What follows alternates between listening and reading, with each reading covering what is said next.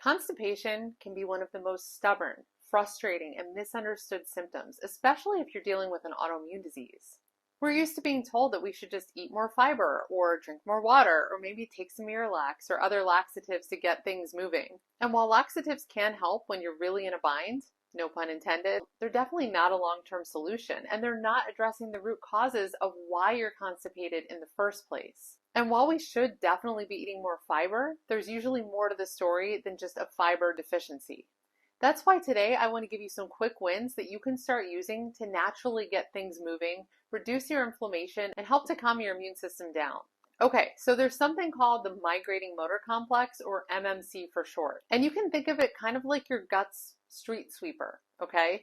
It comes through in between meals and it clears out bacteria, old food, and debris. And I honestly think it's so amazing that our bodies have built-in systems like this. But here's the catch. It only kicks in when you're not eating. So you have to be in a fasted state for your MMC to kick in. And if it's not working well, then you get sluggish digestion and bloating and constipation, and your immune system stays on high alert.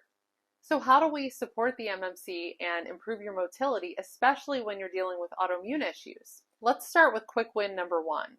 And that is to space your meals out so that you're eating about every 4 to 5 hours. And by doing this, you're going to give your MMC a chance to do its thing. Now, I know this might be a bit of a shift, especially if you're a constant snacker, but I promise you it will make a difference. And this is something that you can work up to. You don't have to do this overnight. If you're not used to waiting that long in between meals and you're worried about being hungry, then I would really recommend that you start by focusing on getting plenty of healthy fats, fiber, and protein in each of your meals, because that's going to help you to keep your blood sugar balanced and keep you satiated throughout the day. Once you do this, then you can begin to space out your meals, and that's going to allow your migrating motor complex to do its job. The next quick win that I want to share with you is to stimulate your vagus nerve. Now, if you're not familiar with what your vagus nerve is, it's like your gut's communication line to your brain. It literally connects your gut and your brain, and it helps to activate the migrating motor complex, and it keeps things moving.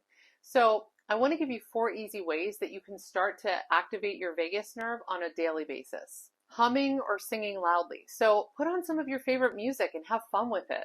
Gargling with water. Cold exposure. So you could splash some cold water on your face, or you could maybe end your shower with about 30 minutes of cold water. And deep belly breathing. Now, I'm a big fan of this one because it's such a great stress reliever. And I know these things may seem small and maybe insignificant, but honestly, they make a big difference over time by supporting your motility and helping your immune system to calm down.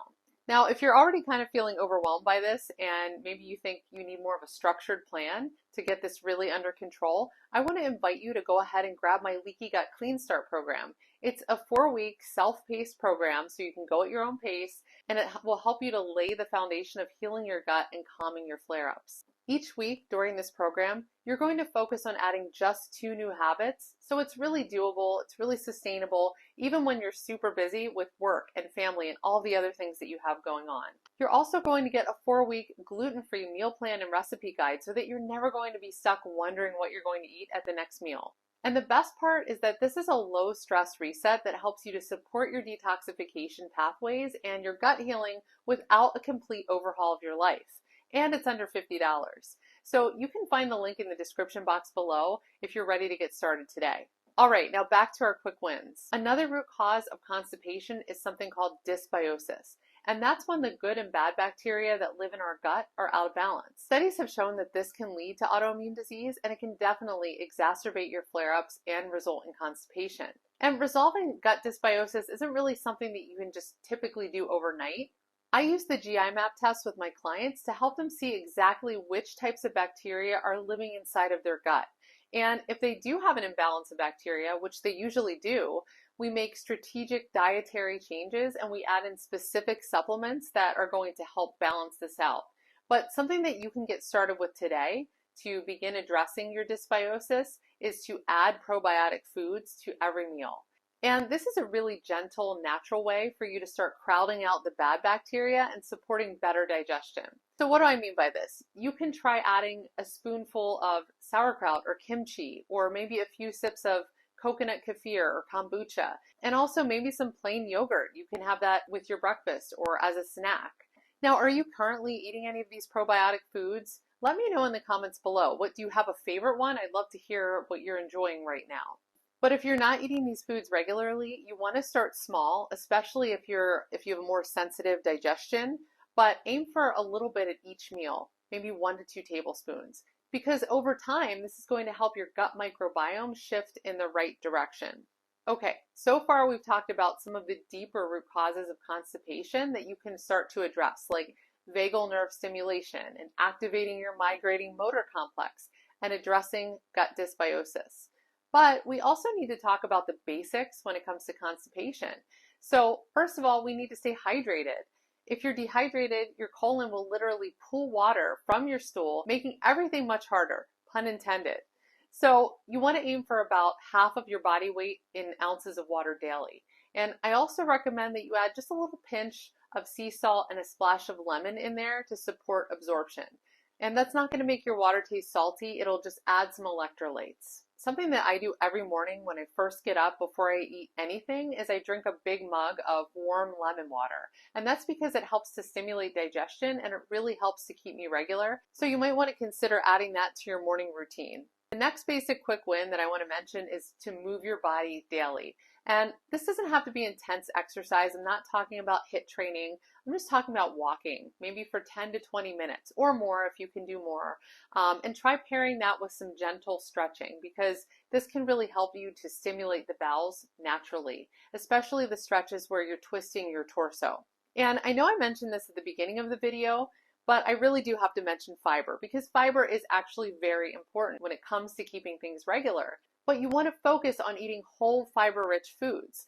And I'm not talking about bread or cereals or those highly processed snacks like Metamucil cookies or Fiber One bars. Those foods are marketed to us as the solution when we're struggling with constipation and we need more fiber, but they're not that beneficial for us and they're full of additives. I'm talking about real food fiber like cooked carrots, zucchini, or dark leafy greens.